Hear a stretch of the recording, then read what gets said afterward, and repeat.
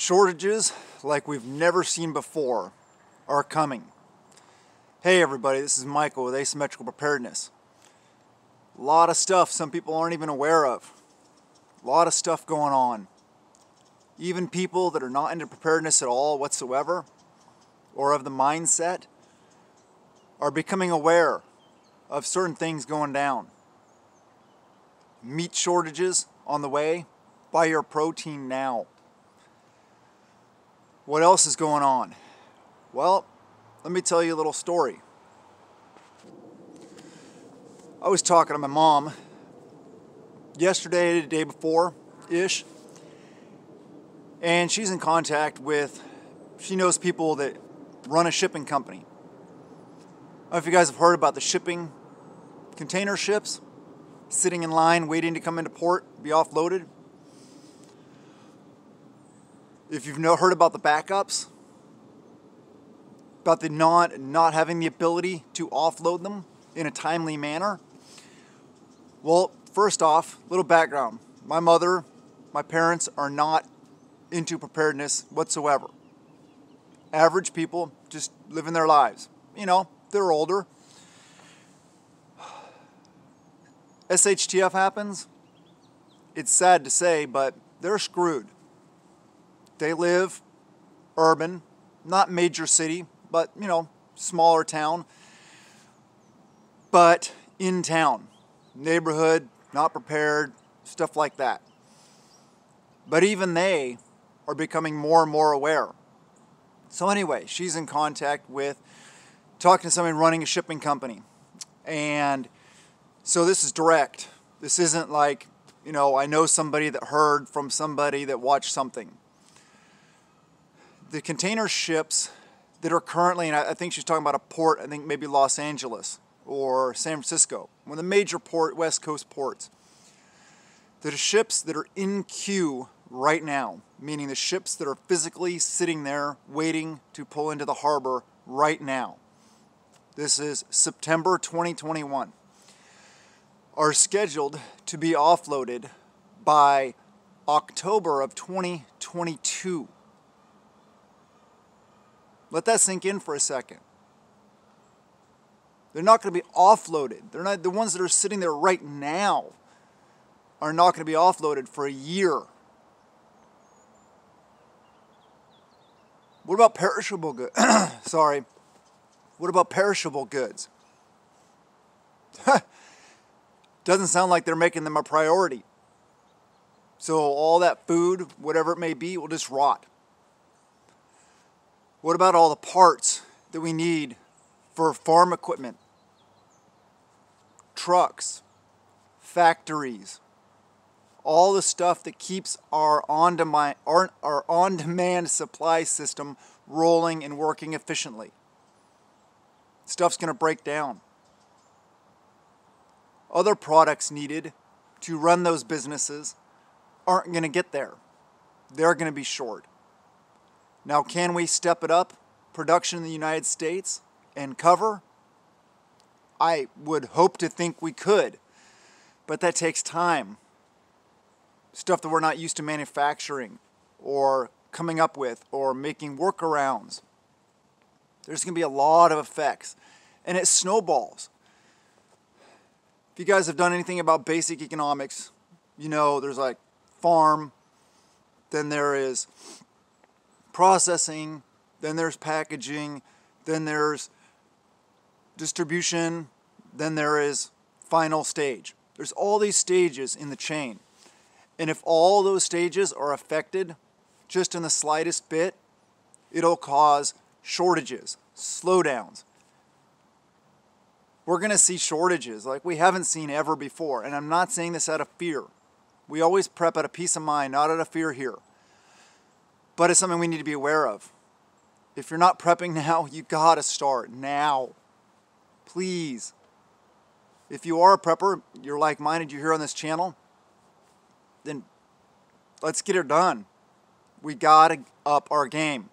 We have to make it a priority now. Even like, I liked emphasis on food, water, those kind of things that'll keep you alive. Well, if things like clothing aren't coming in, Shoes aren't coming in. Spare parts, tools, all these kind of things aren't coming in. You might want to think about stockpiling them now. Oil filters for your vehicles, oil for your vehicles, spark plugs, glow plugs, belts, hoses. What do you need around the house? Little bits of, plumbing pieces, electrical pieces to keep yourself going. Tell you what, I wouldn't say I'm worried because that is a negative thought, and I try to approach everything positively and trusting in Him and doing my part. But with this, and you've heard about other things probably. Farmers getting paid to mow their fields under. Has that happened for a long time? Yes. But not on the scale it's happening now. So we got food at home being destroyed. We got a lot of things going on in the meat industry where meat shortages seem like they're coming. Mainly, I think a lot of it has to do with the push for a meatless society. We got very, very wealthy people buying up ranches and then just not ranching because their agenda is a meatless society. So get meat now. What is one of the best ways to ensure that you have meat? Well, raise your own animals. Of course. Raise your own animals. Whatever is in your diet, whatever is in your space constraints, whatever kind of animals you can raise, then do it. If you're in a urban environment and you eat rabbits, or you are willing to, then maybe raise them because they're quiet. They don't make a bunch of noise. Nobody even around you needs to know you have them. Or chickens, they make a little more noise. Depending on your situation, what can you raise? Can you have goats? Can you have cows? Do something. Raise your own animals. Grow your own food, as well as stockpile it. And all these little etc. parts, pieces. If you've been putting off getting something, getting supplies, if you have a project coming up, maybe get the stuff you need now. Just be aware and prepare now. Don't procrastinate. Please don't procrastinate.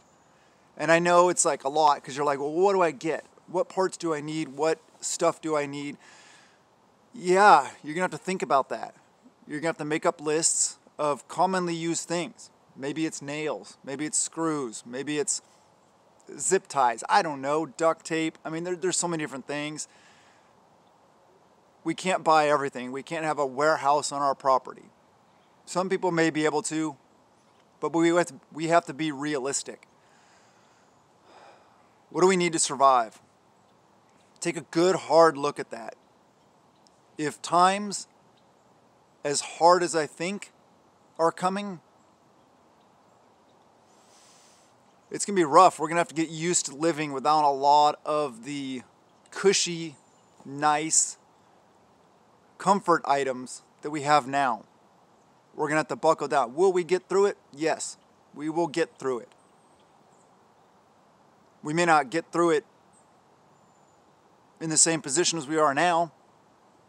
The United States may not be as strong as it is now, since we've been weakening ourselves for a long time now.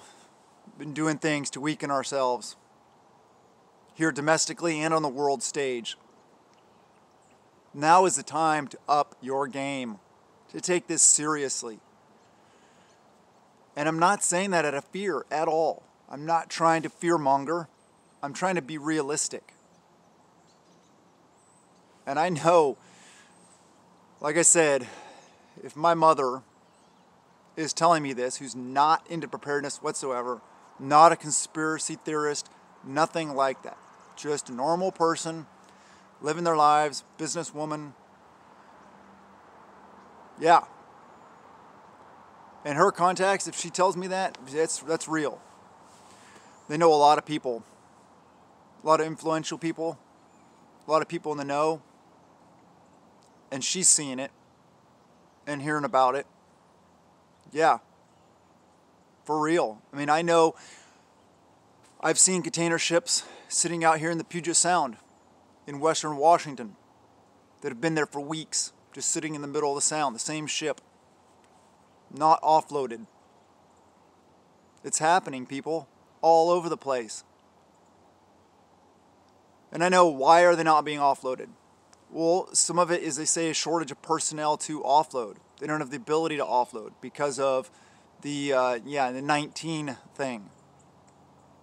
Well, that's hard for me to swallow, that there's not enough dock workers or whatever.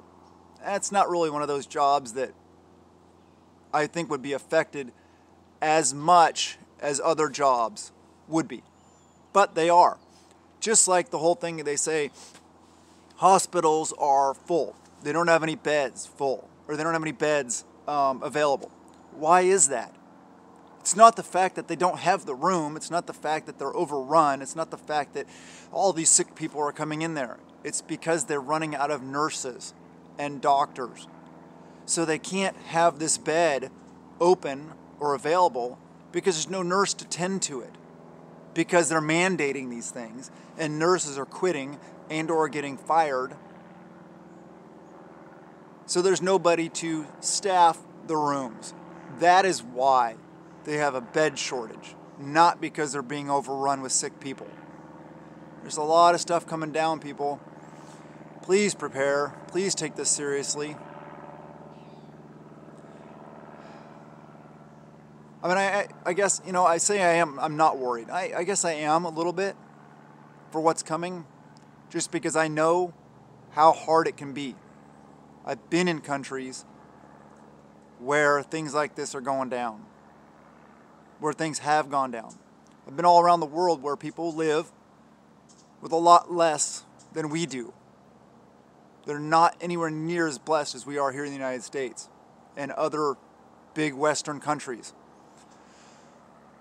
It's going to be tough. We're going to have a lot of growing pains. We're going to have to adjust our ways of lives, or our way of life, to concentrating on the basics.